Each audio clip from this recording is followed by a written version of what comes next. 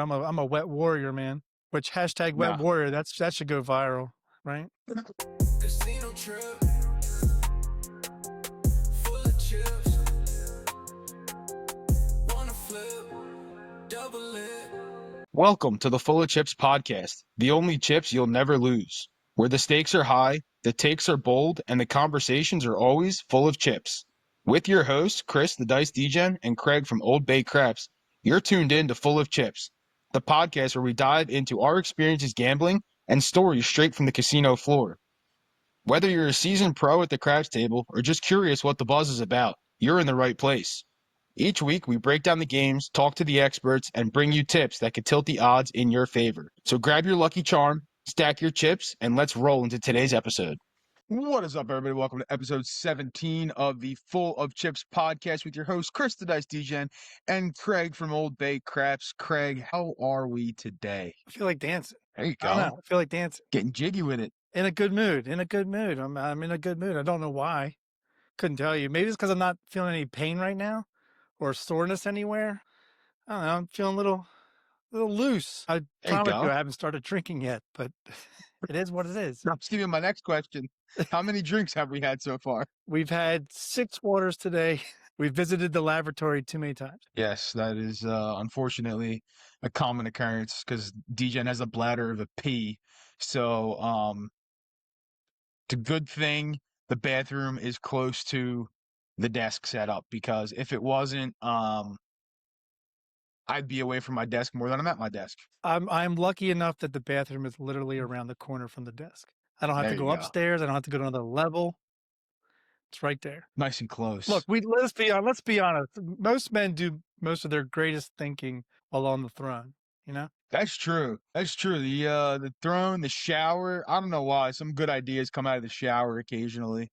But my problem is I don't spend enough time in the shower to have good thoughts come in the shower. Because I'm like a 2-minute shower max, and that's it. So you remind me of my son who, when he was younger, he would get in the shower and just have the water go on him, and that was it. We're like, you got to I mean, use I shampoo, use dude. soap, but no, like I wash my hair, wash the body, all that kind of stuff. But I mean, maximum 2-3 minutes. Like I don't want to be sitting in there for that long. I hate being wet though. I don't know. It's just me. Like I hate being wet. Like when it rains out, forget about it. DJ's not going outside. Like I'm gonna melt. Like I'm a witch or something. That depends. If you're working out, like if you're jogging and it's raining, you're like, fuck it, I'm a wet warrior, man. Which hashtag wet Nah. warrior, that should go viral, right? Thanks for the intro of the clip right there. I'm a wet warrior. I'm I'm always there, man. I'm there for you. I'm there for you. Speaking of wet, you gotta wet your whistle every once in a while. You can't Oh just do yeah. it with the H2O. So what are you drinking? DJ has had a day. So I have coffee that has a little bit of the brown water in it. So it's a little Oh. spiked coffee, a little Irish coffee action. Oh. And of course, quality dihydrogen oxide over here. There you go. H2O. For the folks at home who don't know. Um what are you drinking tonight? I'm going with a first. My wife has had it plenty in years. I have never actually had it, but it's been in the house, and that is Diamore, Amaretto, and Coke. There you go. My dad's a big amaretto drinker. I love Never that had it. stuff. Do you like it? Yeah, it's kind of like a Coke with a cherry. It's like cherry Coke, man. It's like cherry Coke. That's what he's drinking tonight. Cherry Coke. Cherry Oh my Coke and of God. course Yeah. some H2O. We've always said it. You got to keep Well, you need hydrated. that. You can't do all this talking One day without drinking. One day this will be a full of chips tumbler soon enough. Hell yeah. Get it Once in I black, create the you can get it in storefront. red, you can get it in green. Oh yeah. Whatever Oh, floats yeah. your boat. Yeah, whatever color you're a fan of and the store has it, there you go. Like that's what you can So get. let's address the non-elephant in the room. You got something behind you. It's already there, lit up. 'Tis the season at the Degen Dungeon. Tis the season. Oh yeah, the Christmas decorations are up. Like Halloween came down November 1st and Christmas is up. There's 1, 2, 3, 4 trees up already. With more to come. My office gets one. Victoria's office gets one. The kitchen has one. The bathroom has one. The living room will have one. Our bedroom will have one. A lot of Christmas trees. But yeah, it's festive. Kind of like the hue. I don't know. I kind of like it. I'm gonna have to leave it up year I round. love it because it's purple, and I'm a Ravens fan. So you got thumbs up from me over here. So There you one go. last thing before we get into the topics tonight. What's the countdown? What's the Oh, countdown? the countdown. Well, the countdown for the folks at home, the countdown is 1 day. 1 day. One day. Tomorrow, DGen will be waltzing down the aisle. So yeah, tomorrow. We're recording this in advance, so I had to think about that one. But yeah, one day. T-minus 1 day. Tomorrow morning. Well, when people are watching this, it'll be Monday morning. So I'll be waking up and I don't know what. I know the girls will be getting their hair done. I'll be probably sitting on the beach doing something. Now, we're not mathletes, but we know a little bit of math to line up episode 17 with the November 17th. I mean, come on. I mean, that's just skill. Like, can you imagine? I mean, I don't think the folks at home understand the thought process that goes into that. That's right. Like, Plenty we of skill. foreshadowed That's right. That's right. 17 weeks ahead. It's all skill, no luck. All skill, no luck. I mean, that's like, ladies at home, I mean, and gentlemen too, for that matter, because probably more guys listening to this than ladies. But just because we lined up 17 and 17, you got to smash the like button. All right, drop a comment, let us know. There you go. Subscribe if you're not subscribed already. But Email yeah, us. go do that. Go sign up for the Patreon if you want. Again, it's free. It's free. Okay. You don't have to worry about, paying for anything. It's free. You can go sign up for it. Link down below. Speaking of that, just want to say thank you to you, the viewer, and you, DGen. We've reached 70 subs and 25 followers on Spotify. Fantastic. We've had over 600 downloads. It's amazing. This journey we're on is incredible. We're getting a lot of feedback. We're getting more comments from you, the listener and watcher and viewer. And we love it. So keep it coming. Keep emailing us at FullofChipsPodcast@gmail.com and drop us a line because we'd like to hear from you. Yeah, we do. Craig and I like to talk to each other and a lot for that matter. So maybe we'll talk about you. Drop us an email. Find out, maybe we'll say, oh, look at this email I got today. Or look at this comment we got today. It's always fun. I love the viewer comments. They're great. Drop us a topic that you want to hear on Full of Chips. And the fact that we've opened up the Patreon community forum. Oh yeah. Go there. We love it. There's a nice open section in there right now that you can go in. You can type whatever you want topic wise in there. Now, don't get your panties in a bunch if we don't talk about it in the next 2 minutes or 2 episodes, because we got a lot of topics. All right, but drop them in there. Let us know what you want to hear about. If there's something we've already discussed that you would like to hear in depth, or you want to hear a little bit more about it or something, let us know. All right, we can repeat topics. Okay, I know some people don't like to repeat topics. That's just asinine. Topics are worth repeating, because everything we say is important. I'd say there's enough chatter in Discord to fill up some topics, right? Man, you don't know what was full yesterday? My popcorn bucket. My popcorn bucket was stuffed. So, for folks at home who don't know, there was a wild exchange in Discord yesterday. Or this is 2 weeks ago. Now, because you're watching it now. But we're going to talk a lot about craps today, but in this specific craps Discord, DGen was just constantly refilling the popcorn bucket. I mean, all day long. It was just like, need more butter. Go get some more popcorn.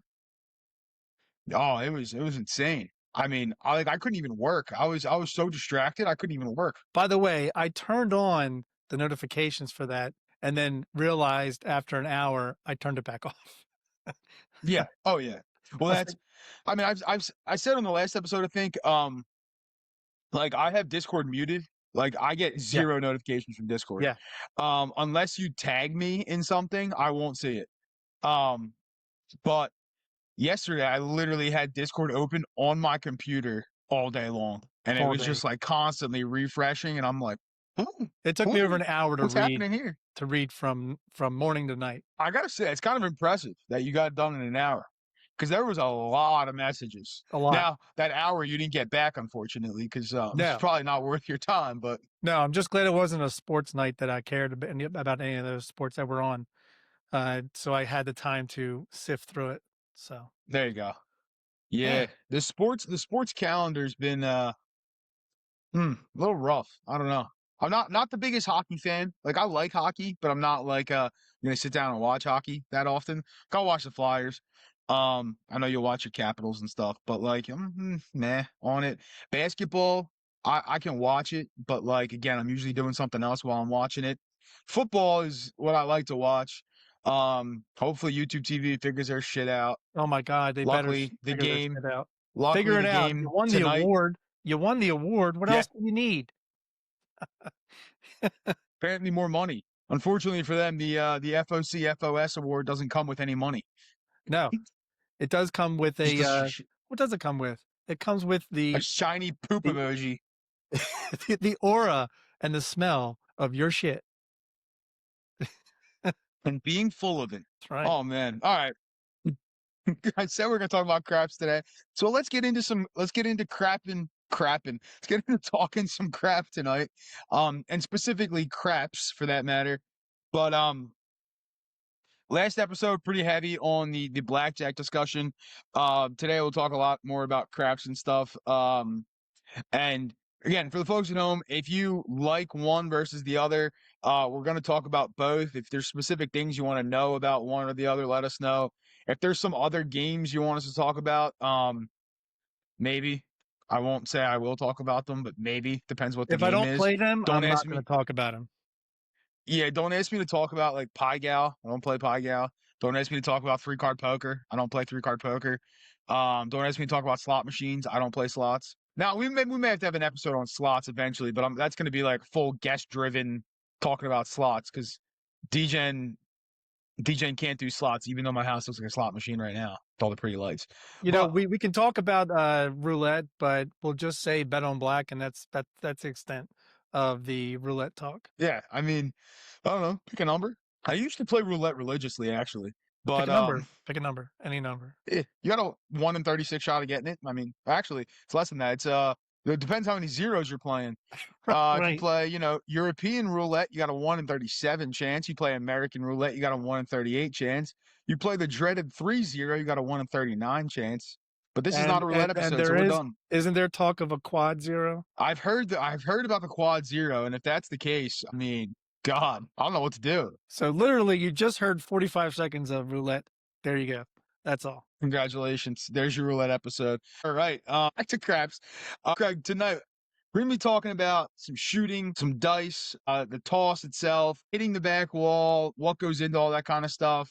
We'll talk about a little bit about betting, odds, a little bit of etiquette probably as well. But on the topic of, let's say, shooting dice, hitting the back wall, the toss, out of those three, so shooting the dice, just tossing the dice, and hitting the back wall, which one, in your opinion, is the most important for people to understand and practice, let's say, if they want to be a good craps player? Honestly, if you want to be a good craps player, you want repeat numbers. And if you want repeat numbers, the number one thing I can tell you is practice to learn how to shoot dice. Because random chuckers, although sometimes they're great at hitting the ATS, a lot of times they'll hit the ATS with no repeaters. Or one repeater. But if you want to get consistent and be able to throw 6 6s and 8 8s, 5 9s, 4 10s, like if you want to be able to throw stuff like that, or even if you want to be able to throw the horn numbers, learn how to shoot. It's well worth it. It's not something you can do overnight if you plan on trying to do that. Now there are plenty of people that go into a casino and just pick them up, shake them, bake them, throw them against the wall like a bunch of idiots, and just toss like that. And you know what? At rare times, you're going to have somebody who's going to hit 3 8s in a row doing that, but it's going to be rare. If you want more consistency at doing that and hitting repeat numbers, learn how to toss. It's well worth it. It does take a long time to learn.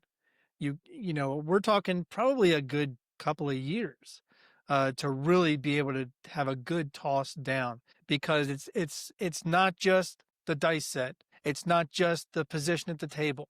It's not just the back wall. It's all of it. It's all of it. Chris and I both practice our dice shooting because we both toss differently, but we both have different sets that we use, and both of us found those sets by practicing dice shooting. We'll get a little bit more in depth a little bit later in the topic when we talk about dice sets specifically. But if you're just wanting to get more consistent repeat numbers, we highly recommend learning how to toss dice. 100%. There's a lot to unpack there with all of that. I like what you said though with the repeat numbers. I think it's a phenomenon, let's say, that's kind of under focused on, I think, a lot of the time, right? Like a Mm-hmm. lot of the advantage players are looking for repeat numbers, but if you ask most people like what they want to see on a craps table, they're just gonna say a long roll, right? And typically speaking, long rolls are going to have repeat numbers. But in the example even I use, right? If you're going to throw like 3 or 4 6s, I'd rather you throw, 7 or 8 total tosses with 3 or 4 6s than have an 18 roller with like maybe 2 6s Right. and like, a couple threes, some 11s, 1 4, 1 8. Like it sounds great and all. And like you should be making money on that roll, of course. But like if you can't make the money on those repeats, got to change up your betting strategy and stuff, which we're going to talk about a little bit later. But yeah, the toss is like really, really important, right? And we're not going to get into a whole debate here, dice influence versus non-dice influence, all that kind of stuff, because that's just going to be us sitting on a pedestal talking about something that people are going to agree with or they're not going to agree with, and then if they don't agree with it, they're going to be like, "You guys are idiots," and I'm going to Well, be you said like, repeaters, right? And repeaters aren't the only things that like Chris and I are interested in when we're tossing dice. Um, We're also looking for maybe an inside set, a dice toss that will gather 5, 6, 8s, and 9s, or an outside set, 4, 5s, 9s, 10s, or a horn set. Or if you can get to a point where you're really good at tossing certain dice combinations, at least within a certain amount of rolls, right? That's where hopping comes in to play if you're going to be playing prop bets and you know your toss. You'll hear different people throughout YouTube who even people at your local who you see do it, but people who talk about it on YouTube, they talk about being able to hit portions of this, portions of that, portions of this, having a certain way they bet on the come out because they have a dice set for those kinds of come out roll numbers, which are horns plus the 7. If you can learn how to toss the 7 on command, congratulations. You're now on your way to be a millionaire. "Yeah, Because just let Chris and I know when you're going to be at the casino so we can be there when you throw those, 7 sevens and 10 rolls. We'll be more than happy to bet with you. Um, yeah, just give me a phone call, just a phone call away." but it's shooting dice and learning how to toss. There's so many aspects to it. Literally, if you break down tossing dice, you have to start with where are you comfortable from shooting from? Which position at the table? There's 6 positions on each side. There's 4 hooks, 2 ends, and there's stick left and right, 1 and 2, up to 1 to 3 on each side of the stick person. Are you dominant with your left hand? Are you dominant with your right hand? Do you like to shoot short tosses? Do you like to launch them? I do shoot from stick left 1, 2. That's where I'm comfortable shooting, but I have fun shooting from the end on a 14-foot table. I don't on a 12-foot table, but I do on a 14 because I like to launch them, and sometimes it's a good roll, sometimes it's not. But you have to find out where you're comfortable shooting from. Then you can find out different aspects of your toss. So it's the grip. It's how tall are you?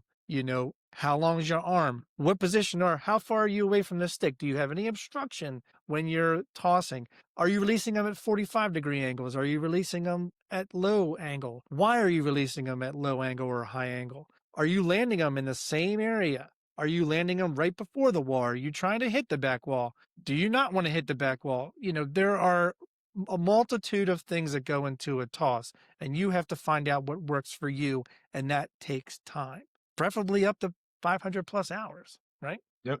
Oh, 100%. Like, and people who think they're going to be a good shooter quick, it's a humbling experience, let me tell you. You can't expect to be good at it very, very quickly, because it does take a lot of practice. And then probably the most discouraging part of it is some days you're on and some days you are so cold that, like, I mean, you couldn't get warm if you put, a parka on. You'd still be ice cold. Like, and it just happens that way. Sometimes it has to do with table conditions and other stuff, but like you said, right, you want to find somewhere you like to shoot from. And if you do have a table, right, like I do, like Craig does, or some sort of shooting station that you can practice at, like, you want to get good shooting from multiple spots, right? Like, you can't just say I only shoot from stick left one and that's it. If you do that, you might be waiting to shoot from that spot for a long time. Why? Because a lot of people like to shoot from that spot. It's popular. So, yeah, if you get on a table, like, for example, you're trying to get with the AC crew and you want to shoot from stick left one, good luck. Good luck. Like, that spot's not open all day long. I can promise you of that. It's not open. Why? Because we have our shooters who like to shoot from there, and there's many of them, right? Craig and I included. We both like to shoot from stick left one. But we let the stronger shooters shoot from where they're comfortable. So if they want to shoot from stick left one, they are shooting from stick left one. And more often than not, when they're leaving, it's usually somebody else from the crew coming into that spot. So if you think you're going to, sit around Harris on a multiplier weekend trying to get stick left one, you won't be playing at a table with us. I can guarantee you that. Right. But yeah, you got to practice shooting from all over, right? Like, do I prefer to shoot from stick left one and two? Yeah, of course, right? But I've also practiced shooting from the hook. Why? Because that was a spot that was pretty often open. Nobody wanted to shoot from the hook. I'm like, oh, cool. All right, I'll shoot from the hook. I'll learn how to do this. Look at this. Now I shoot from the hook, right? Or shooting from the right side of the table. Now, if you're a lefty, you prefer the right side of the table. Craig and I are both right-handed, so we like the left side of the table. But you got to practice shooting from there, right? I practice shooting from the right side of the table. Do I like it? Meh, not really. Can I shoot from that side of the table? Yes. Do I prefer to shoot from that table? No, but I can do it because I've practiced it. And that's where it comes into, also, Craig, you made up the point of, hitting numbers that you're trying to hit, right? And like using different sets to hit certain numbers, right? Most really good shooters are going to be betting on specific numbers, right? Sometimes you'll see them all the way across, but like me, for example, right? I'm not calling myself a good shooter, but I'm just saying, for me, I'm typically on the insides. Right. Yep. So I'm trying to throw inside numbers. Does that mean I'm only going to throw inside numbers? No. But predominantly, I'm going to throw inside numbers, and I know what sets are going to give me inside numbers. We had a whole episode on the come out game, right? Come out Eileen. Craig said, you're looking for horns and sevens. I have sets that will give me horns and sevens. And that's a whole part of my game. And you'll see me change sets. Now, you won't see me change sets mid-toss because I don't do that. I may switch it on a come out or something, but very rarely do I actually switch sets. To try to like snipe a number on the ATS and stuff. I don't believe in that personally. I just let it come. If it comes, great. If not, oh well. But Yeah. you gotta get comfortable shooting at different spots and you gotta figure out what works. That's where the dice set part comes into play, right? But caveat to that is you can be experimenting with all these different dice sets. If your toss is not consistent, doesn't matter what dice set you're gonna throw. You need to have a consistent toss. It's the same thing that, like, if you're a golfer, your golf swing should be the same every single time, right? You can dial up the power. You can, change maybe your hand placement, your foot placement, whatever, to change the ball flight of the ball, all that kind of stuff. But your swing is your swing, right? Everybody used to make fun of Jim Furyk because he had a wild looking swing. It worked for him. Same thing on the craps table. There's some weird looking tosses, right? There's a bunch of different tosses you can throw. Yeah. But you got to figure out what works for you and practice that. Now you brought up a lot of good points, and I want to backtrack a little bit to position at the table. So the only reason you, like you said, throw well from the hook is because That was the only spot that was ever open during like a multiplier at like Harris. So you just mentioned that you and I are both right-handed and we throw from stick left. Now you throw from stick left 1, 2, 3. Now I am comfortable at stick left 3 if I have to shoot from there. I prefer that actually because just like in golf, my father always said, you have a lot of power but no accuracy. So my toss is good for a 14-foot table, so I can bring that swing up. I just have to be consistent on where I land the dice. But I wanted to just add, just because I'm predominantly over on the left-hand side, stick left, I've never thrown the fire bet stick left, but I have thrown a 5-point fire bet from stick right. So you have to learn and you have to adapt. And look, there are people that only practice from one position with one toss, but oftentimes they're not playing during the day or during the evening. They're playing when there's nobody on the table, and that's different. What I've come to find out is sometimes I like to sleep in. And so once I get down there, the table's either half full, already full. You don't really get the position you want. So the best thing you can do is if you are practicing throwing the dice, practice from every position and find more than one position that you're comfortable with throwing from. You do that, and you're just opening up your toolkit, right? Yep. And you mentioned about having a come out set, and we'll get into a little bit of dice sets. We're not talking about, everything evolved from certain dice sets, and we'll get into that in just a minute. But what Chris is getting to is that we've talked about it before. There are two parts to craps. There's the come out game, and then there's once the puck is established onto a point. It's a whole new game once that happens. And a lot of people use specific sets for the come out, and then they go to a different set once a point is established. Now, they may go to a set that if they're playing the pass line, they're trying to hit that number again. They may go to a set that's predominantly hits 6s and 8s. Let's say if the puck is on the 8, they may say, oh, it doesn't matter what the puck is on. I don't really play pass line with odds. Now, some casinos, a lot of casinos, they make you put a pass line bet down if you want to shoot. That's a lot of casinos do that. But not everybody takes odds. They just do the minimum bet because they want to shoot. And they may turn to a dice set that their favorite numbers are 5s and 9s or 4s and 10s or 4s and 5s. So they will find dice sets that give them predominantly those sets. But you can't do it without practice. You have got to practice that kind of stuff over and over and over because you're building muscle memory. You're building a rhythm. And you can't do that overnight. You can't do it over a weekend. If you are a new player and you want to learn and tossing dice sounds awesome and maybe something you want to try out, buckle in because you're going to be in for a long ride because it takes that long to learn how to toss dice correctly. It takes that long to become proficient, and it takes that long to find out what dice sets work for you. Yep. And the thing with the dice sets that work for you, right, may not be the dice sets that work for me.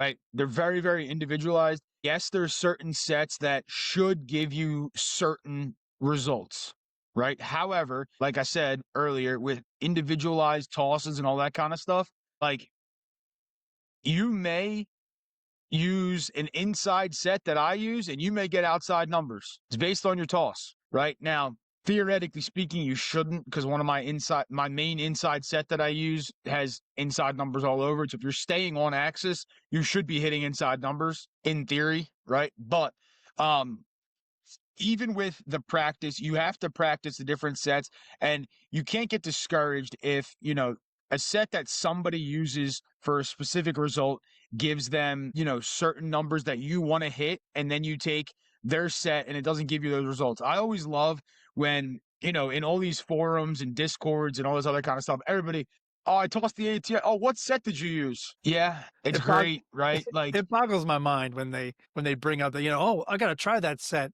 No, you don't. No, you don't. Yeah. Because here's the thing. Chris is over 6 feet. I'm 5'8". I have T-Rex arms. Okay. Chris has the span of like 6 feet from hand to hand. So if he and I both were to try a 5-4-5-4 hardway set, we are going to get different results because we throw differently. It's the physics of what we throw. It's the mechanics of how we throw. It's all different. The release is different. Our arm length is different. The angle in which we throw the dice, whether we throw it harder or softer than the other, is going to be different. With all the tossing, right? How you're going to toss, what set you want to use, all that kind of stuff. The reason why it's so hard to get such consistent results and why it takes so long and so much practice is for the sole purpose that you have to do this thing on the craps table called hitting the back wall, right? If you've ever been to a craps table, you know what the back wall is, that nice diamond studded wall that sends your dice all, and to use Jeff's favorite word, cattywampus. All right. There's dice everywhere, basically, right? And the reason that's there is to stop cheating and sliding of the dice and other things like that, right? So they're going to make you hit the back wall. Okay. That's another impact on the toss, the energy that the dice are thrown with, how hard they're hitting the back wall, how much kick off the back wall they have, which direction they're going based off where they hit. But one of the main important things that you have to do when you are throwing the dice is hitting the back wall. Now, land-based casinos and cruises are a little bit different, right? Cruises are going to make you hit the back wall. You don't hit the back wall, they call it a no-roll. Land casinos, they'll give you a little bit of leeway. But Craig, what are your thoughts on, I guess, hitting the back wall and then why you have to hit that back wall? Well, mostly you have to hit the back wall or they won't call it a valid roll, like you said, especially on cruises. But they want to create the most randomness in the game as they can, and the only way to do that is to enforce you hitting the back wall. Now, different casinos are going to have different AKA alligator walls, which are whether they have 5 diamonds or 7 diamonds thick, meaning from tabletop to rail, whether it's 5 rows of diamonds or 7 rows of diamonds. They don't care. It has to hit. They'll even, and we've heard this from other people, they'll even get on you for hitting the bumper, which makes it random anyway. I don't know why they don't consider the bumper just like the diamond part of the wall. But if you don't hit the wall, they're going to say something, and more casinos are really not allowing the toss to be legit or valid if you don't hit the back wall with both dies. You know, because a lot of times you may be doing your toss and it's a beautiful toss, but it just so happens that maybe you had a little bit of pressure more on one die versus the other. And so one is in front of the other and one hits the back wall and one doesn't. It just sits on the table wherever it lands. Sometimes you get flack and heat for that. The bullshit thing, and maybe they could get an award someday, Chris, these crews, is when they argue the point that if you don't hit the back wall, they're going to take away the dice and it goes to the next shooter and the shooter's not hitting the back wall and they're not doing anything about it, even though they yelled at you for not doing it, is what makes it bullshit. It's what makes it part of these table games where they just make up the fucking rules as you're playing, and I can't stand it. Yep, very true. And like the rules that talk about, like, it's so subjective a lot of the time, which pisses me off, right? Because like even I've gotten heat at Harris before for not hitting the back wall, and I put that in air quotes for anyone who's just listening to this, because technically speaking, the back wall wraps around the table, right? The back wall is from where the dealer is standing to the mirror is really where the back wall is. And when I throw from the hook, I throw into the opposite hook. And I've had pit bosses at Harris tell me, you're not hitting the back wall. And I'm like, I am hitting the back wall. Right. That is the wall. And they're like, you need to hit it straight on. And I've said it to pit bosses multiple times. Show me in the craps rule book where it says I have to hit the back wall straight on. Show that to me, please. You say I have to hit the back wall. Not that I have to hit it straight on. Not that I have to hit it at a, 56-degree angle from the north. No one gives a shit. Right? I'm hitting the back wall. I'm hitting the diamonds, all that kind of stuff. But the rules on that kind of stuff are very, very subjective, which is a little bit frustrating, right? That's where the one thing I'll give advantages to like the cruise ships are for that, where, yeah, it's annoying that they call it no roll, but it's so consistent. It's unbelievable. Every time the dice doesn't hit the back wall, no roll. There's no questions asked. There's nothing. It's just no roll.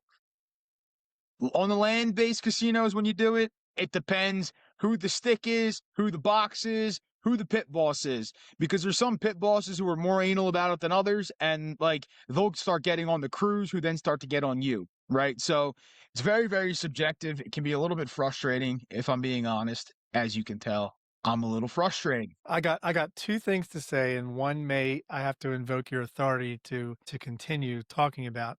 But one, every casino is different. Every casino table game is different. It's really weird. It's like, you know how football, all the measurements of a football field are the same. Same touchdown area, same yards, same marker, hash marks, all the same. Number placement, all the same. The numbers may have different designs, but they're the same place. Baseball, though, different ballparks are shaped differently according to the outfield. I equate it to craps because craps, every table is different. And like you were just talking about, arguing about the back wall,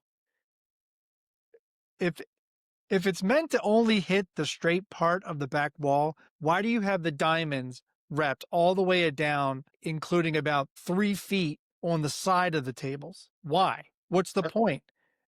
Nobody's supposed to be throwing it there, right? But you're going to count the dice call, aren't you? And I'll tell you this: Yeah. my local casino, like Harrah's, I think it was their 14-foot table. So the end curves right about here, and then it's straight, right? So it's straight for like a good 3.5 feet. My local, it curves around, and it's only straight for about 2 feet. So it's just such a bunch of bullshit. But I have to invoke that you tell the story of Park Oh man. All because right. it goes with why we're talking about back wall requirement. Yeah, so story time for the folks at home. Some of you probably have heard this story, some of you haven't heard this story. But DGen was removed from parks approximately 3 years ago. Now I am allowed back in there, but I was removed from parks for the exact reason of not hitting the back wall. Now, they didn't kick me out because I wasn't hitting the back wall. They kicked me out for what transpired afterwards, which I'll get right into very, very shortly. But the main idea here of what happened was I wasn't, quote unquote, wasn't hitting the back wall. So I was at Parks. I was shooting from the right side, believe it or not, which I hate shooting from the right side, but I was shooting from the right side.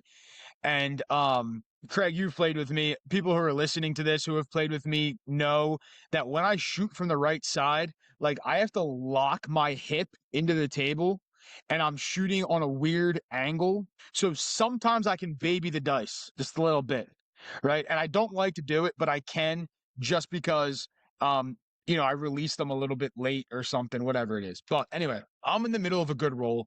I'm about mid-20s on a roll. I had hit 5 points. Now, not 5 individual points. There's no fire bet there or anything, but I had hit 5 points. I had the 6 mark. The 6 was marked at this point in the mid-20s. And there was only one time the entire roll getting into the mid-20s that I was told to make sure I hit the back wall. And on that specific roll, I did baby the dice. And I immediately, I'm sorry, I released them late. Fine, my bad. So mid-20s, 6 is the point. I throw, and there's this don't player at the end of the table. Now, he keeps playing the don't, and he keeps laddering up his don't, and he keeps laddering up his odds.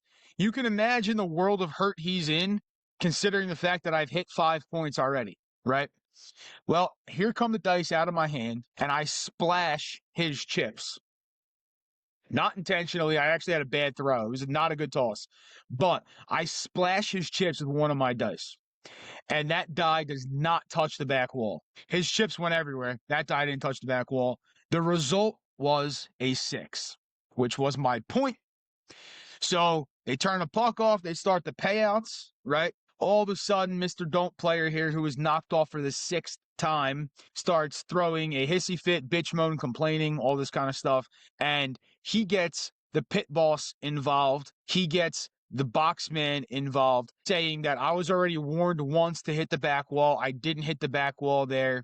I looked at the guy and I said, listen, if your chips weren't a mountain high and right in my way, I would have hit the back wall. But I splashed your chips. Oh, he didn't hit the back wall. It's got to be a no roll. Got to be a no roll. Oh, back and forth, back and forth. Now, this guy had a couple $1,000 out on the table. He had like a $500 don't with like 1,500 in odds behind it, right? Because he just kept going up, up, up on his bets, and I already cost him a bunch of money. Well, I guess this guy had enough pull that he actually stopped the game, made them go look at the cameras and verify that I didn't hit the back wall. And I wasn't denying that I didn't hit the back wall because I know I didn't hit the back wall because his chips were in my way. Anyway, after like 15 or so minutes of back and forth between me and this guy, lots of words were exchanged. Most of them were not family friendly words that I can, use on the podcast or anything like that. Then I started going at it with the box and the pit boss because I thought it was ridiculous that we are actually going to go check the cameras for my really first warning. And this shouldn't even really be a warning because I hit his chips, right? So after about 15 minutes of back and forth, Pitt calls it a no roll. I was livid. Let me tell you, I was like, I was so heated. I probably could have picked up that craps table and flipped it. And anyone who knows how heavy a craps table is, you know how hard that would be to do. The whole table was livid. We were all yelling at this guy, yelling at the pit, yelling at the dealers, all this kind of stuff, to the point where I was so fed up. I pulled all my bets down except my pass line, right? And I wanted to color up. I wanted the dice out of my hands. I passed them to the guy next to me, and he goes, "Oh, we'll pass them all the way back around so you can keep shooting." And I was like, No, that's not the point here. I was like, I wasn't asked to pass the dice. They're still in my hands. I just don't want to shoot anymore. So I was like, you got this. You shoot. So I look at my chips, right, and I know exactly how much I have in front of me. I have my pass line down there, and I had $15 left in red chips, right? Which were going to go to the dealers for tips. But after this ordeal, I said no. But I did bless the dealers, which I will tell you about. So I had $15 in red chips and I had $3 in white chips. So I hopped the sixes, all of them, the 5-1, the 4-2, and the hard six for $5 each. And I put $1 for the dealers on there. Told the guy, I was like, just shoot. I don't really care. I'm leaving anyway. His very next toss, hard six. I look at the don't player. I look at the pit boss. I said, fuck you. Fuck you. Give me my money. They gave me my money. And when they gave me my money, security was standing behind me to escort me to the cage and escort me out of the casino. It's a great story. I love that story. The Philly came out that day. Oh yeah, it did, and big time too. Like I was very, very frustrated. In the beginning, I didn't even know what was going on. I'm like, well, what are we doing here? Like, take that dude's money. So yeah, Mr. Don't Player got screwed because he lost anyway. And I won a little bit more money. So now I've been to parks with you. Was that the same table we were on? Mm-hmm. Yep. Yeah, they have they have 5 tables there. I haven't been there since, honestly. I haven't gone in since. Again, by choice, not because I can't go in there, but I haven't gone in by choice.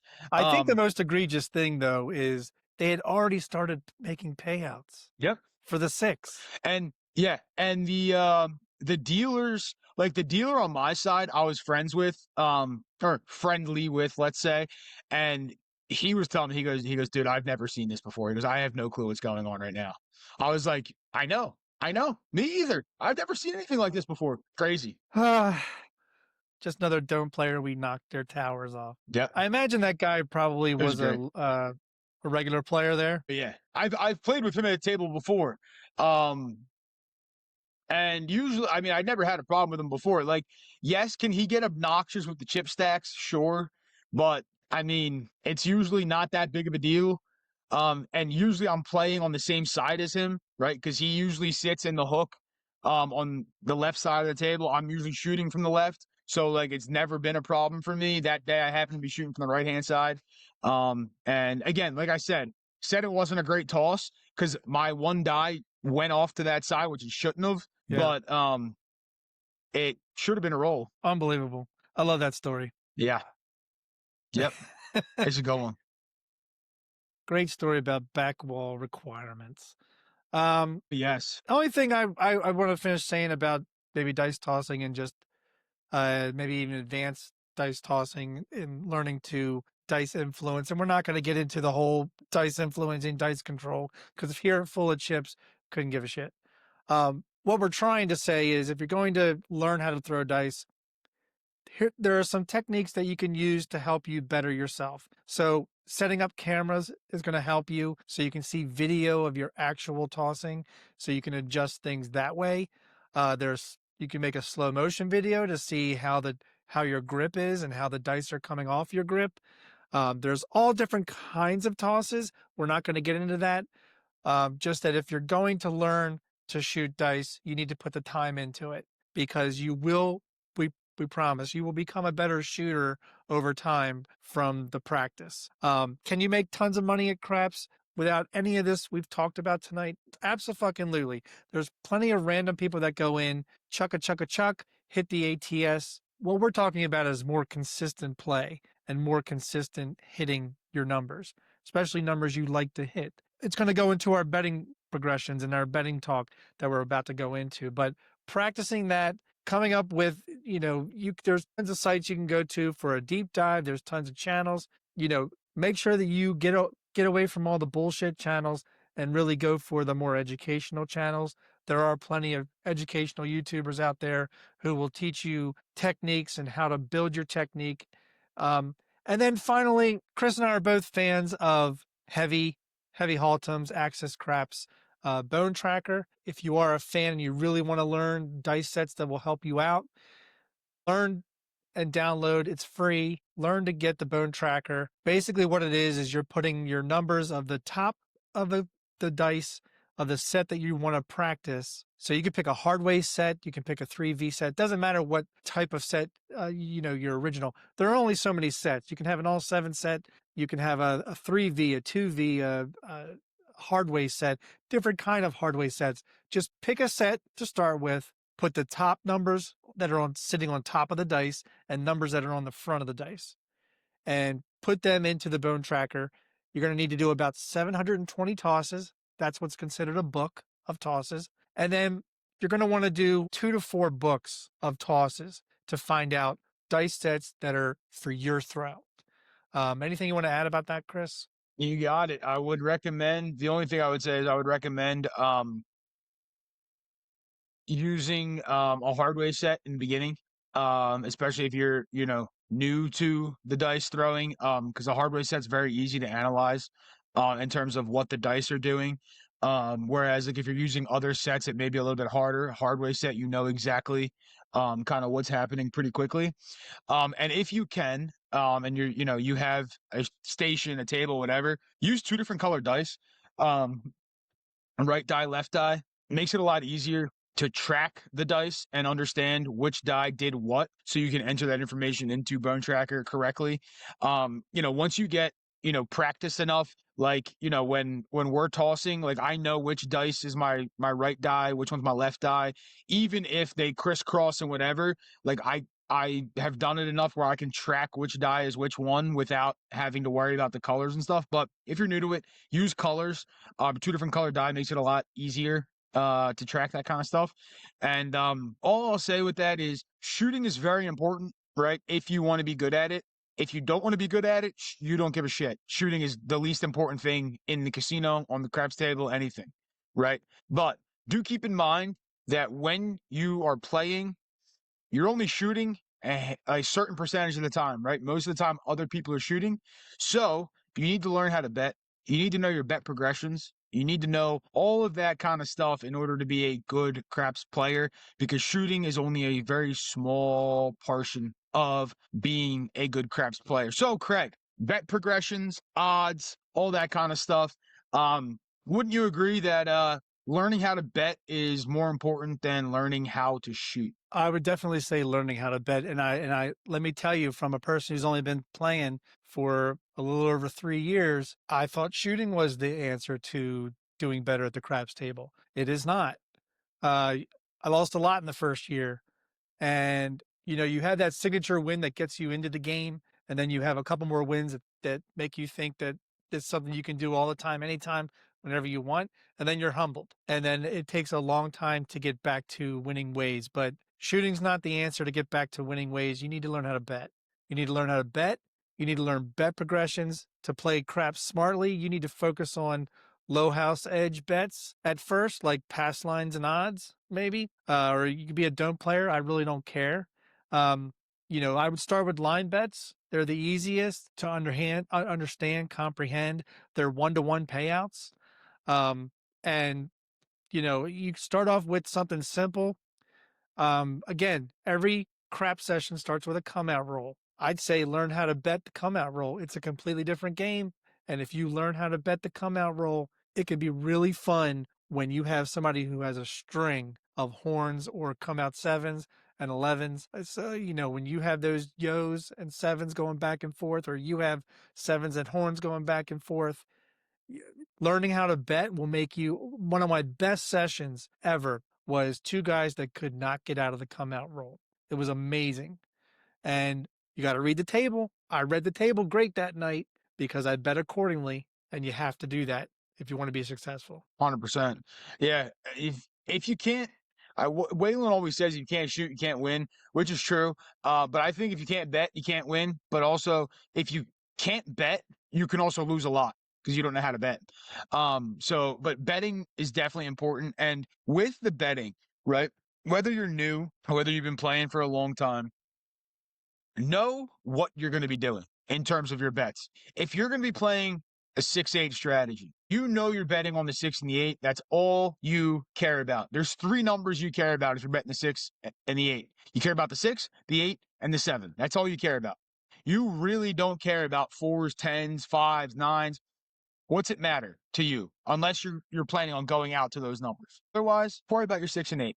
Right? When I say that though, make sure you know what you're going to do when those numbers hit, right? Make sure you know your progressions of your bets. Now, if you're a same better, that's great. You're just collecting the whole time. Simple, easy, nothing to stress about, right?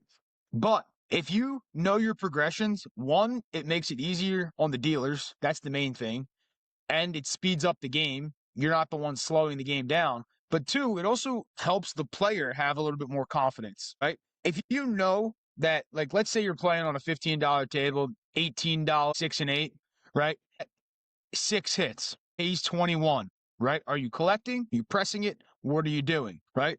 I already know in my head that 18 is going to 30. I get 9 change back. Done, right? It's done. It's in the head already. It's done, right? Same thing with when that $30 bet hits, right? Pays 35. I already have $2 in my hand. Drop the 2, goes to 42. Dealer gives me a quarter back. Why is that beneficial? It's really quick. I know exactly what I'm doing, right? I tell the dealer exactly what I want. And the other thing is too, if there's a screw up on the payout, I know it immediately because I know exactly what I should be getting back and I know exactly where my bets should be. So it's important to know that kind of stuff. And just it comes with practice as well. But if you know your bet progressions, you're a lot more confident when you're playing on the table. But you're also going to be more advantaged from the aspect that you don't have to worry about like, oh shit, where was I? What's my next bet? And then you start panicking, you start freaking out, and then it's like, what's going on here? No, you're confident, you know exactly what's going on. This bet's going here. I want this, press to this. Easy. Yeah. If you talked about the 6 and 8, great point. Um, what I would say is that I play differently than Chris. So Chris just told you what his bet progression is on the 6-8. For me, I start with the same amount. We both start with 18 on the 6 and 8. But first hit for me, I'm dropping 3 and going right to 42. And then I'm collecting. And then on the next hit, I'm going to 90. Or I'll collect again. It depends on what kind of day I'm having. But normally that's my progression. So my progression is 18 to 42 to 90. If I go to 90, I may try to go to 180 right then and there, or I might just go to 150 or 120. But you want to know that up front. Makes for a headache and hesitancy both start with the letter H. They go hand in hand at a craps table. When you're hesitant, it's a headache for the dealers, so don't do it. Know your bet progressions. Now, listen, there are plenty of people who will always say, get out of the hand first. The 6 and 8 are the only numbers that I will not get out of the hand first. I will just immediately drop 3, go right to 42. Any other number, I'm collecting it first, and then on the next hit, I'm progressing. Um, but know whether how you want to go that day. Like that day, you might be just up a unit after you collect. Some people want to power press, which is 3 times the unit. So if you have 25 on the 4 and 10, you're going right to 75. It's all about how much money do you want to make that day. Look, we all know that the average number of rolls is about 4 to 6 rolls before a 7 out.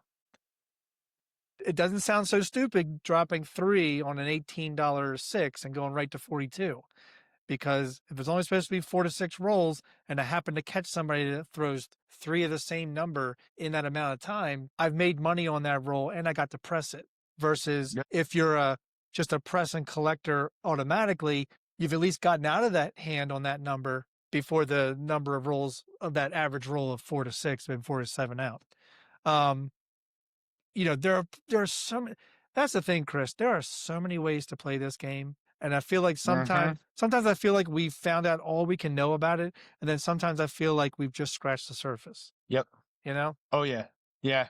No, it's true. I mean, there's so many different ways to play, different strategy, different betting methods, all that kind of stuff. I do want to touch on one thing you said there, because you did make a really good point in terms of when you said, we're playing differently and stuff. And it's also depending on where you are. That's a key part that I feel like a lot of people don't really implement into their game, right? Is that like where you are in your bankroll kind of dictates how you're going to play, right? I have a main thought process when I'm going in. Here's my progression, what I'm going to do. But if the craps table smacks me around in the face, well, my betting progression may change a little bit, right? Same thing if I catch a great roll right at the bat, my betting progressions are going to change a little bit. Why? My standard betting progression, okay, that I normally use is relatively conservative. Can I get my bets up quick? Absolutely. But I'm more collecting and pressing at the same time. When I'm down, you'll see me collecting more rather than pressing. I still will press, but I'm more hesitant to take, like Craig said, those leaps of not collecting. I'll be pulling more back, right? But if I catch a great roll right off the bat and, I have more money than I came with, so I'm up, right? My betting progression might get more aggressive in order to take advantage of the situation that I'm in. So knowing those progressions at different points is important too, because like you can, dig yourself out of a hole quickly. You can also dig yourself into a hole very, very quickly if you don't want to change how you plan on playing. So it's important to know the difference where you are and how you're going to bet based off of where you are. No, and a lot of us have learned that, you know, even a newbie at a table, the dealer's going to probably tell you to place a 6-8. That's what happened in my situation. First time walking up to a Yep. table, no clue what to do, and they actually did not. I was not the shooter, so they didn't really go about telling me the pass line. But they said, "Why don't you just place a 6 and 8? It's the easiest. I know the progressions. I'll tell you the progressions as we go." But when you get really good at it and you have enough experience at a casino, you know what you want to do and how safe you want to play. Again, your bankroll or your buy-in is going to dictate your progressions. Some people use the same buy-in and use the same progressions whether they lose or win, because they know that if it's a good roll and they're winning, they're going to make some good money over an hour probably. Yep. But if you're watching the table and a lot's happening and maybe it's a cold table, you're going to have to rethink what you're doing with your buy-in. You know, I can definitely tell you, Chris, that I play differently with a $300 buy-in versus a $600 buy-in. With a $600 buy-in, I'm doing what I said. I'm dropping 3 going to 42. With a $300 buy-in, I'm collecting that first hit. It's just I've not been privy enough to really play with a 1,000, 1,200, $1,500 buy-in. I'll tell you how that progression goes when I get to do that. I'll tell you how that one goes when I get there. That's right. But also part of like bet progression is just smart table play. What do we mean? We mean when you walk up to a table, take time to observe the table. Sometimes there's nothing wrong with, especially you see this at your locals all the time, or when you're on an AC trip or something, Chris. You go up and you say, ask the dealer or the pit boss, how the table's been. More often than Uh-huh. not, they're going to be honest with you and say, it's cold as anything. Like, or the pit boss is like, I've seen better. I've seen better days. You're Yeah. like, all right, it doesn't mean I'm not going to play. It just means I'm going to alter the way I'm going to play, right? Yep. You want to be smart. You want to have good chip placement. You want to place your bets, but you want to do it in a timely fashion. You want to know where you want to go. Knowing where you want to go is not something that just happens. You actually have to practice that as well. So, when Chris and I talked about the planning and practicing during, I don't know what episode it was, might have been episode 3, where we talked about you're not just practicing your toss, you're practicing rack management, you're practicing your bet progressions, you're practicing what you are comfortable betting, what you're comfortable losing. You're practicing, do you want to play the come out roll? Do you not want to play the come out roll? What do you want to do? And none of that happens just on the whim. Yes. Do people just come to the craps table who really don't have any clue what the hell craps is and they just flop down cash because they have money to burn? All the time. All the time. But you're not going to see those people there often. You're going to see them on a whim. They're either on a vacation, they're coming by, they have a little bit too much bravado, and they wind up losing a lot of money. Yep, they do. They certainly do. And they don't know their bet progressions. No. But like for you, Chris, like what are like a couple of ways of smart play when you're approaching a table? So I think not overextend yourself in the beginning, right? So like, especially bankroll dependent, right? If you're buying in with like 500, even $1,000, right? Theoretically, you don't really have enough to go all the way across. But if that, it depends on the level of table you're playing too. But you got to be mindful of that. I'm also usually, the term the community uses a lot is qualifying a shooter. I don't necessarily qualify the shooter, right? But like, I might go lighter in the beginning on somebody. And on somebody I don't know, you might see me collect first, then press after the fact. But like if I'm playing with you or playing with anybody in the AC crew, I'm usually pressing first and then collecting that second hit. But like it just goes into, understanding the table, right? And that smart table entry vibe that you have to have. Like if you don't know the shooters, like be smart, take your money off the table first before you start getting really aggressive with things. There's nothing that makes less sense to me than when I'm sitting on a table and I watch somebody, like put down, let's say $18, 6 and 8, right? And they press, no collect, and press, no collect, and press, no collect, and press, no collect. Like, yeah, sure, they got a $200, $210 six. That's fantastic. They still haven't collected anything, and they get all pissed off when shooter seven's out. Like, dude, that's on you. They hit the number 4 times, 5 times. You didn't collect once. Like, that's not the shooter's fault. That's your fault. Yeah, that's not smart table play. No, not at all. Smart table play is, you know, everybody talks about, like you said, qualifying a shooter, but you're qualifying a table. I've actually stood there and just watched. Like, I'm not talking about if a table's got 12 people and I'm the 12th person, I may watch a few shooters, but I'm not going to stand and watch all 12. But Yeah. oftentimes there's like 5 people on a table at any given time of day. And it's enough to watch everyone go around because you get a sense of what they can do and what they've hit. Does it mean they're going to hit the same thing? No. And you will get burned if you think that way, because if somebody you saw throwing a bunch of hard ways and you're like, oh, this guy's got the dice again. I'm going to $25 on all the hard ways. Guess what? He's going to Yeah. throw easy street all the fucking time. And Yep. yeah, and that just makes you feel like an idiot. So don't do that. Ease into the game. There are different ways you can ease into the game. You can just play pass line on anybody you do not know. Just play the pass line. You don't have to play Mm-hmm. odds. You can just see how they do. Are they able to hit a point? Are they not able to hit a point? Was it a 3 roller? What is it? Was it a 10 roller, but half of it was horn numbers? These are different things you can do to read the table and make better decisions with your money. It's your money, If you see somebody and he was able to hit points on a consistent basis, because maybe you saw the dice go around twice, and twice now he's been able to hit 3 or 4 points every time. All right. Now you can play the pass line and maybe play odds with this guy or gal. Doesn't matter. Doesn't matter. Gender doesn't matter when it comes to tossing dice, because we all know Does some not. people who who play this game religiously, like Jen, and people like Ian, who said he said Craps Angels, they know how to toss and they know how to play this game. Oh, they do. You know, I've seen them throw. Like I've seen Carrie throw in person. I yeah. mean, Ian wasn't kidding. She probably has one of the prettiest tosses I've ever seen in my life.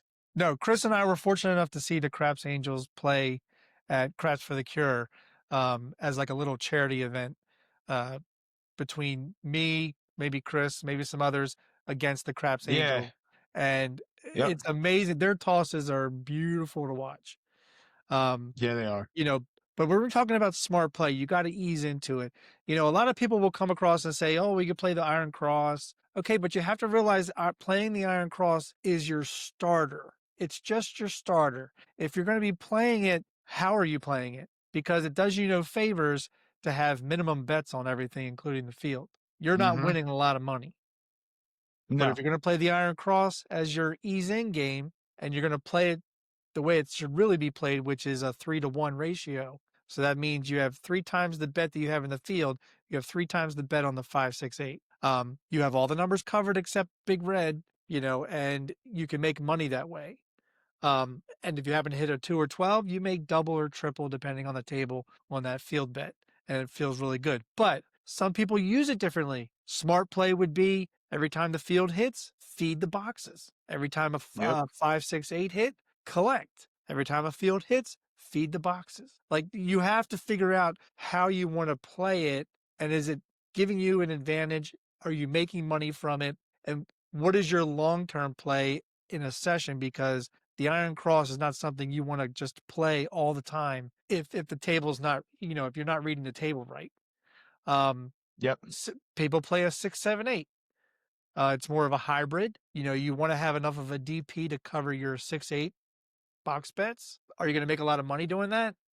No, but it's an it's an easy way to ease into the game and then change by what's happening at the table.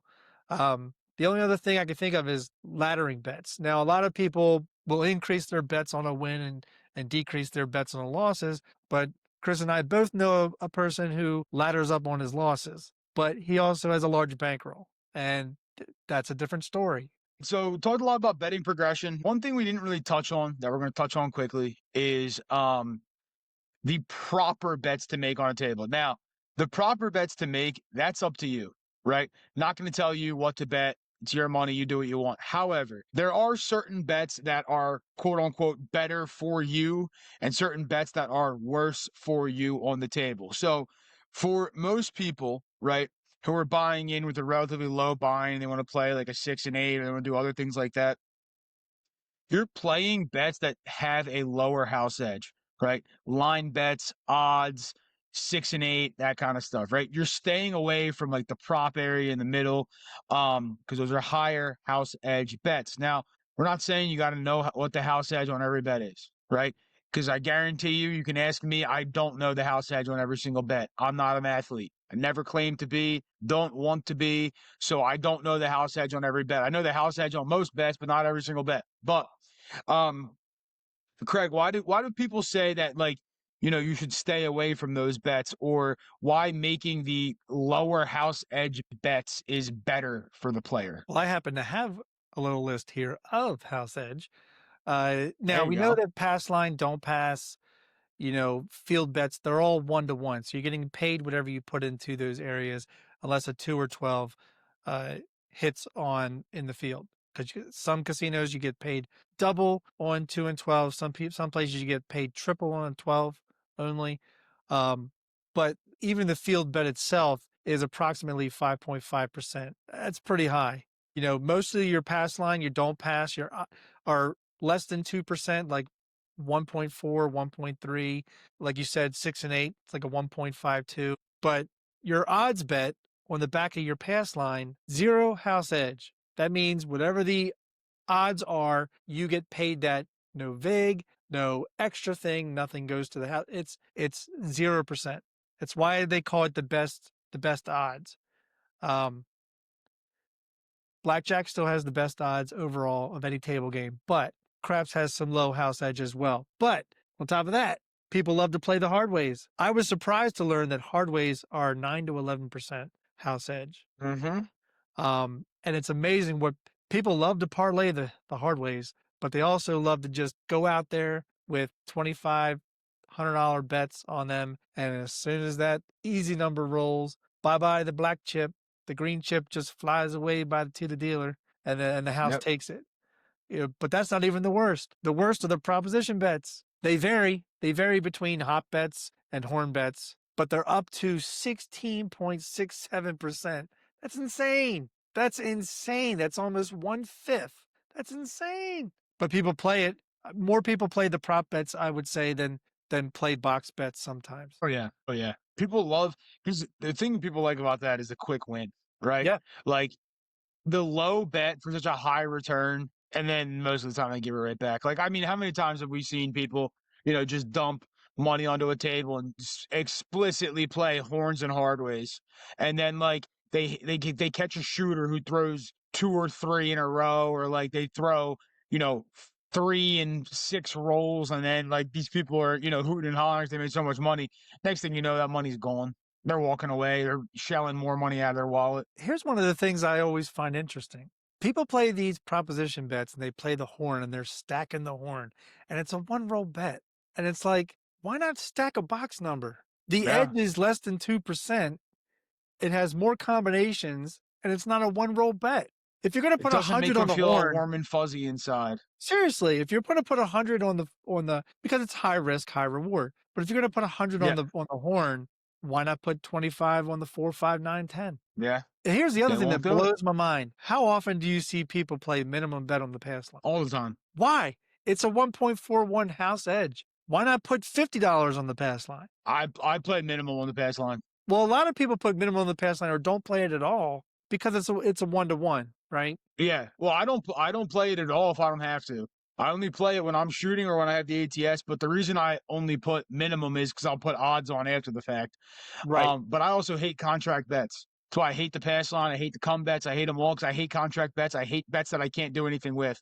So like I'd rather put minimum on the line and then load it up with odds that I can then change the amount that's there if I want to, right? So like I can, $15 table, 5, 6, or sorry, 6/8 the point. I could put $75 in odds back there. I mean, in Atlantic City, I could put $75 for whatever number it is.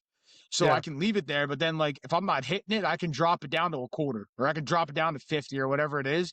Whereas if I have a $50 bet there, I can't drop that down. Right. And you can play the DP, don't pass or don't come bets, and literally take them down whenever you want. The reason Yep. why is the house wants you to take those bets down because they're Yeah. at the disadvantage once you get through the come out roll. That's the thing. You have a pass line bet, you have the best odds right now because you have the most combinations that can hit the pass line on the come out roll. The don't pass, it kills you. The 7 kills you. So many people have been killed on a come out roll on the don't pass.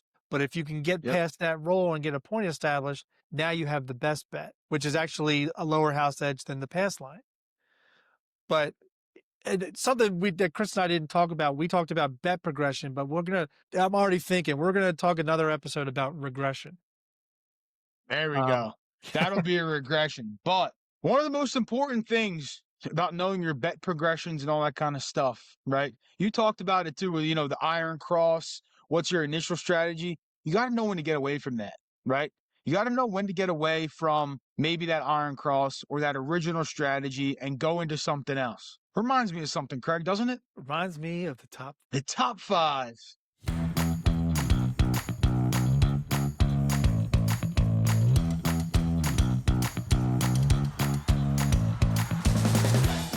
top 5. All right, Craig, what is our top 5 today? The top 5 today is top 5 times you should walk away. Now, that could be anything. Yes. It could be walk away from a situation in life, but we're talking about walking away from the table. Yeah. We've been talking about yeah. crap, so we're going to basically talk about walking away from the table games.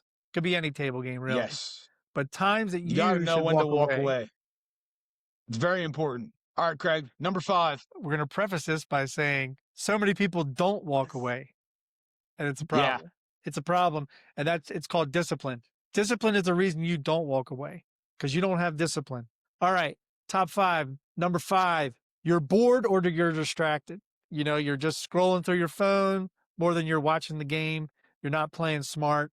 Distraction leads to sloppy betting, missed cues, and regret. So take a break, switch up the game, switch up the table game, and walk away. Walk away. I like it. I like it. Number 5 for me. I mean, I'm gonna say we have matching ones here. Pretty much the same thing. My number 5 is you've been playing for too long. So whether you've been playing for too long and you're bored, or you've just been playing for too long in general, you got to walk away at a certain point, right? Doesn't matter if you're up, you're down, whatever. You can't be sitting at the table all day long. And I know some people can. I don't know how they do it, but when you've been playing for too long, it's time to walk away. They do it because they have Number deep 4. pockets. Yeah, usually that's true. What's All number right. 4, Craig? Number 4, you are playing on tilt. You are frustrated. You are flustered. You're fuming at times. Your emotions are getting the better of your judgment, whether it's a bad beat, which we've all had bad beats in blackjack plenty of times, or an annoying player, or your vibe's just off. Just step away before your bankroll follows. Yep, that's a good one. I like that one.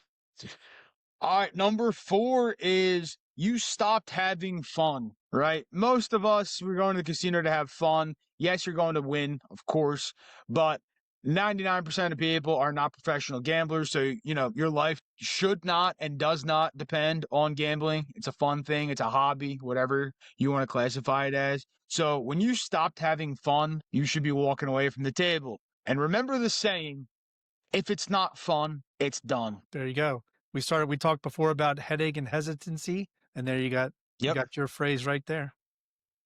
Yep. All right. All right, Craig, number 3. Number 3, you've hit your time or budget limit. You set a timer, set a budget, respect both. Walk away when you said you would is the ultimate power move and the mark of a disciplined player. I've said this before in another episode. I put myself on a timer, and when the timer went off, I was in the middle of a roll. I had just hit aces, and I passed the dice because I had to get to the airport. So, Discipline. Discipline, you got to have it. You do. It's important. All right. Number 3 for me is you're emotional or you're tired. Either one. That's not the time to be gambling. Either one of those states you want to be away. Could be just tired, frustrated, overconfident, even whatever it may be.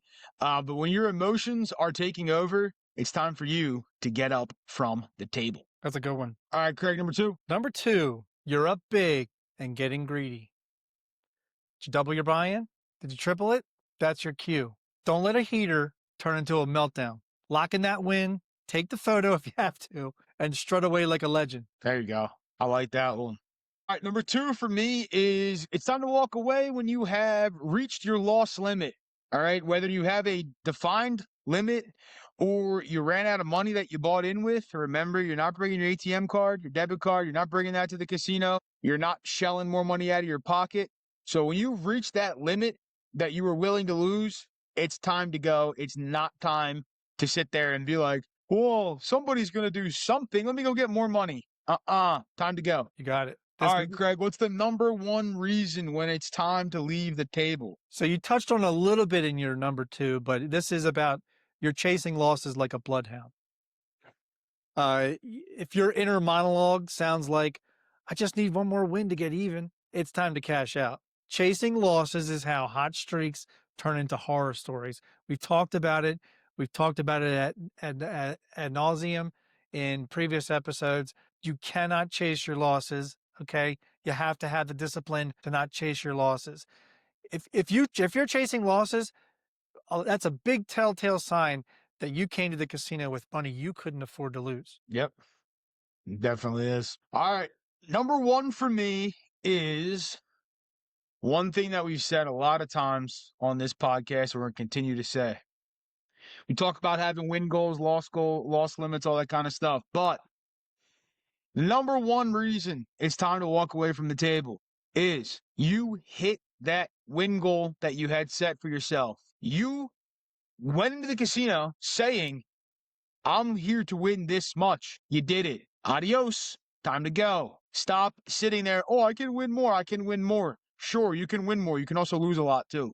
So you set that win goal in the beginning. You hit that win goal. you leave. Now you talked about, I think in the last episode, and that's slaying it. You know, you've hit your win goal, but we talked about playing stupidly when you're up because you think Yep. it's like you think it's like excess cash. It's like Yep. just leave as the king of the table. Don't all of a sudden start playing stupidly and leave the casino as a pauper, right? Yeah. Yep. Don't do it. Now these were all very good reasons why you should be leaving. Some overlap. I'm surprised. I actually expected us to have a lot of overlap on this one. So I'm surprised that we did. All right. So coming off the top 5, it's time for our tip of the episode. Craig, what's our tip of the episode? All right, our tip of the episode is track the table rhythm before jumping in. We just talked earlier in the episode about smart table play. This is what we're talking about. Before you toss those chips on the felt, take a beat, watch the table, feel the flow. Remember, it's about energy, rhythm. You want a good energy at the table. If there's not a good energy at the table, just don't play right there. Now, look, some people they drive long ways to get to the casino and they want to play when they get there. Fine, then alter the way you're going to play. Because if you came to play light side only and you drove all that way and the table's cold as hell and you don't change over to playing either a hybrid or playing something minimal like an iron cross strategy at first and then going somewhere else, what are you doing? You didn't drive all that way just to burn your wad, you know? Is burning a wad, can you burn a wad? You can I burn a don't know. wad I've of never cash. heard that saying before, but I like it. That's gonna be, or we're gonna put that on a T-shirt now. Don't burn your wad. Don't burn your wad full of chips. That's right. There you You go. know, No, it's a good tip because a lot of people kind of come into most tables pretty aggressive without actually thinking, right? Like I always equate it to going into a pool, right? I mean, how many people are jumping straight into that pool without knowing anything about it? Not many people, right? I'm not. You call me a bitch, call me whatever you want. I'm not jumping in that pool if I don't know what the temperature is. I'm touching with my toes to see how hot and or cold that pool is.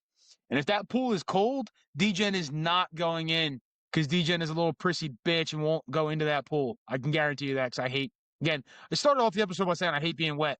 So I'm not going to be wet and cold at the same time. That sounds miserable. But how does this relate? Well, make sure when you are going to the table, you are feeling out the table, right? Start with a minimum bet on the 6 and 8. Start with like a lower level maybe of what you want to play, or start with some strategy to kind of feel out the table unless you know everybody at the table, right? If I know everybody at the table, all right, maybe a little bit different story. I might ask them how they were shooting today, whatever it may be. If I go to the table and there's a bunch of randoms there, best believe I am not betting the same way that I would be betting if I walk up to a table and it's a bunch of people that I know.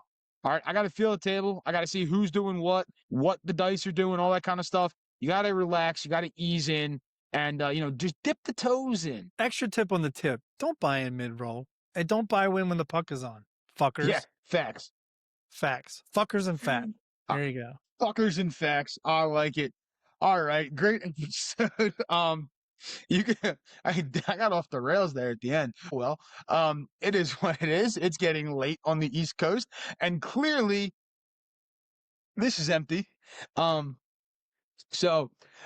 anyway, good episode 17. Heavy on the craps today, but that's always good. For the folks at home, if you have questions, you guys know the deal already. I'll spit it out one final time. Email us fullofchipspodcast@gmail.com. You can message us on, comments on LinkedIn. Oh, LinkedIn. Yeah, We're you can not on find LinkedIn. Craig and I on LinkedIn because the Full of Chips podcast is on LinkedIn. I'm kidding. It's not on LinkedIn. It's on YouTube, Spotify, Apple, and then Instagram, Facebook, TikTok, and Patreon. You can go join the Patreon. Again, it's free. Links are all down below to all of those. Clearly, it's late, and clearly, DGen is just, I don't know. Craig asked me how I was doing before we even hopped on, and This DGen guy. didn't know how he was doing. You can see how DGen's doing now. I'm talking about myself in the third person, so clearly doing great. Anyway, great episode, Craig. Any final thoughts? I think it's time for bed, maybe on the East Coast. It's time for bed on the East Coast. Time to take that that last sip of the day, that sip of victory, of the full of chips victory.